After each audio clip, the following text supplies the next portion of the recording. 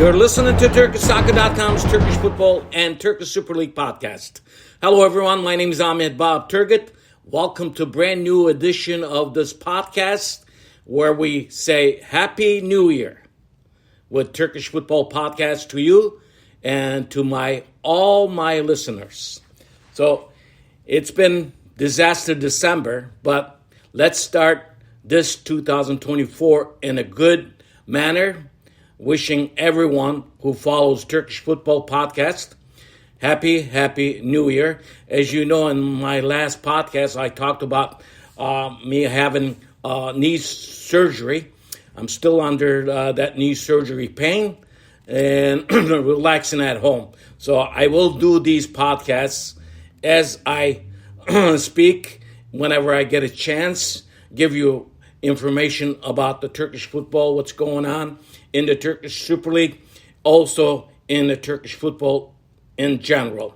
So when we left off, there were a lot of chaos. Three major things happened in the Turkish Super League with Turkish Football Federation, and then Week 18 matches played. The derby match between Fenerbahçe and Galatasaray played for a scoreless 0-0 tie, boring match. And in that Week 18, there were only 24 goals scored. And mostly what we want to talk about that what happened in Ankara Gücü President, the owner, now ex-owner, punched the referee. And then he went into jail. And 5-6 days later, the Turkish government let him go. He will have his court day outside. And then after that, following weekend, Istanbulspor president pulled his team against Trabzonspor after the very bad decision by referee. And then Turkish Football Federation decided that to forfeit that match and then gave that match to Trabzonspor 3-0. So Istanbulspor, they probably will say goodbye to this league because they have very few points in this league. But after that incident, the incident that we talked a lot about, this Turkish Super Cup going to Saudi Arabia, that was not good, especially when most of the Turks were celebrating. Turkey was celebrating 100 years of republic. This had to be 2023 biggest day, and they took this tournament, this cup match, to Saudi Arabia. In this match, there was a lot of chaos. Both of the teams, Galatasaray and Fenerbahçe, want to wear Atatürk shirts and Atatürk banners going into the match.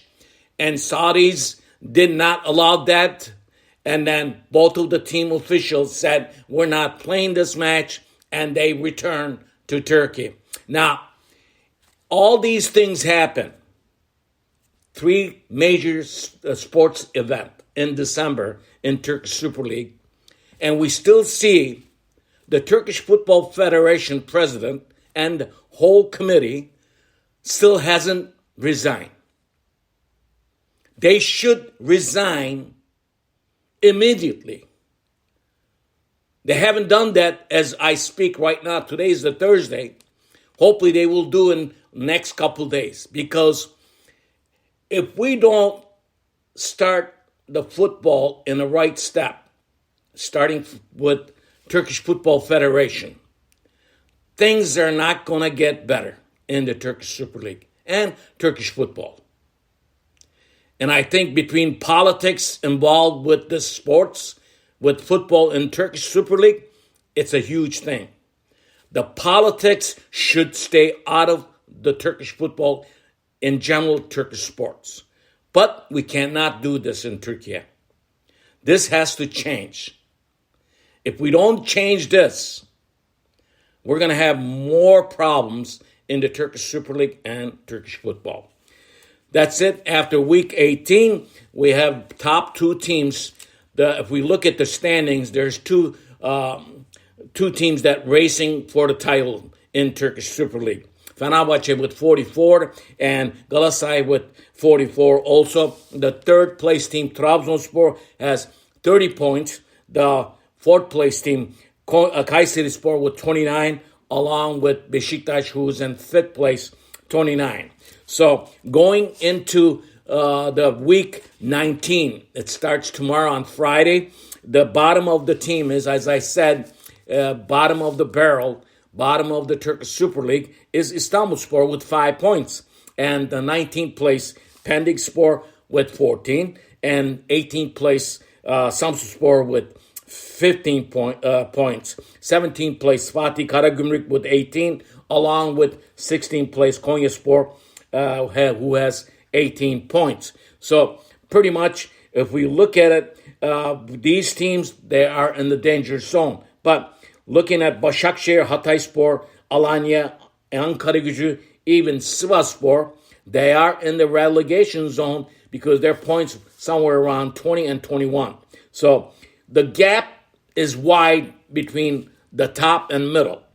So as I said in the beginning of the program, there's 2-horse race going on in the Turkish Super League between Fenerbahçe and Galatasaray. And week 19 will start this weekend. Just give you a reminder, it's going to be a back-to-back matches right now, starting on Friday tomorrow, between the league matches, Turkish Super League matches, and Turkish Cup matches. The whole month of January, it is going to be non-stop football in Turkey. Here we go. Week 19 will start on Friday, January 5th, and there are 2 matches. Gaziantepspor will play it against Pendikspor. Beşiktaş, the team that fired their coach, their third coach, still looking for their fourth coach, and nothing is official right now, but we're talking a lot of the rumors that the Holland coach, Giovanni van Bronckhorst, will probably be the coach of Beşiktaş soon. They are in talks with him. So Beşiktaş will play on Friday against Kasımpaşa. Beşiktaş is in turmoil. They have a new committee who's just came in the scene in the beginning of December. And the last match on Friday will be happening in Antalya. Antalya will host Alanyaspor. So things are going to Rizespor Saturday. There are 4 matches on Saturday. Rizespor will host Hatayspor. Başakşehir will be at home against Adana Demirspor. Adana Demirspor, another team who has not hired a new coach yet. Samsunspor will be at home against Fatih Karagümrük. Ankaragücü will host Trabzonspor. On Sunday, Kayseri will be at home against Sivasspor. Istanbulspor will host Fenerbahçe, the top team. And Galatasaray also plays on Sunday, and they will be at home against Konyaspor. Now, just want to give you updates on who fired who and who lost their jobs as a coach in the Turkish Super League. Earlier, Sivasspor sacked their coach, Servet Çetin, and Bülent Uygun, who used to coach Sivasspor one time, will be coaching Sivasspor. Antalyaspor, Nuri Şahin left, went to Dortmund, and then Antalyaspor hired Sergen Yalçın as their new coach. So Adana Demirspor, as we speak now, and Beşiktaş does not have a current new coaches. And so far in the league, there are 4 coaches who hasn't changed or lost their coaches. Ismail Kartal from Fenerbahçe still has a job. And also there's one, Okan Buruk, Galatasaray. He's with Galatasaray still. İlhan Palut from Rizespor and Volkan Demirel, Hatayspor. The next coach, I could say could be Volkan Demirel next. Also, Fatih Terim, the former Galatasaray coach and Turkish national team coach, signed with Greece team, who was in second place, Panathinaikos, and he won his first match with his team this past Wednesday. Now, after these matches played on this weekend, January, as you know, because of what happened with the referee thing, TFF President punching the referee, the Week 16 matches was suspended. The Week 16 matches will be playing on starting Tuesday, January 9th. So Week 16 matches will start playing on Tuesday, and it'll play until Thursday, the January 11th, and then after the January 11th, and we'll see Week 20 matches starting on Saturday, January 13th, will go on until January 15th. And then the January 16th, right after the Week 20 matches played, we're going right into the Turkish Cup matches on January 16th, Tuesday.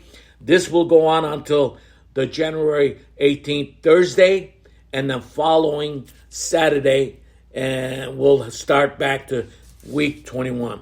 So, as you could see, it's a jam-packed schedule for Turkish Super League teams playing in the Turkish Super League, also in the Turkish Cup matches. So it's very important what these teams are going to do. They're going to be playing pretty much 3 matches every, be playing matches every 3 days. It is going to be tough. As far as Galatasaray and Fenerbahce, they are chasing the title. They have both same points. But the thing is, after Galatasaray getting out of the Champions League and then going to Europa League, Fenerbahce being in the Conference League, there are 2 teams that represents Turkey in the European competition. But here's the problem. I just want to say this before I close this podcast. Especially Galatasaray spent a lot of money for being in the Champions League. They have very high priced players that they transferred. And they did not get what they were hoping from these players. And if you look at the salary base, high tag prices, these players did not do enough in the Champions League for Galatasaray. Now, are they going to keep these players when they're playing the Turkish Super League and also in the Europa League? Well, we'll see if we'll find out. There are a lot of rumors. Few players want to leave Galatasaray. And I think that's one of the reasons why Galatasaray has been behind some of the payments for these players. So it is very crucial how Galatasaray started and hoping to advance in the European competition Champions League matches, and they did not do this. It's the main reason I keep saying this. When you play in the big competitions, if you don't win your home matches, which in this case, that's what happened with Galatasaray beginning of the first match at home, after going down 2-0 and then tying the match against Copenhagen, that was a disaster starting for Galatasaray. Even though the next match, they beat Manchester United in London, Old Trafford, but that did not help them, because after winning against that Manchester United match, they should have won their matches at home. That did not happen. That is one of the reasons why Galatasaray did not earn that much money, around 30 million euro in this tournament. That is why Galatasaray is not playing the Champions League, because the new transfers did not do what they were supposed to do. So this is my podcast for this today, for this 2024 first podcast. We will see you next time. My name is Ahmet Bob Turgut. Listen to my podcast wherever you listen to your podcast. Also, visit me on Facebook, Turkish Football. See you next time. Bye-bye.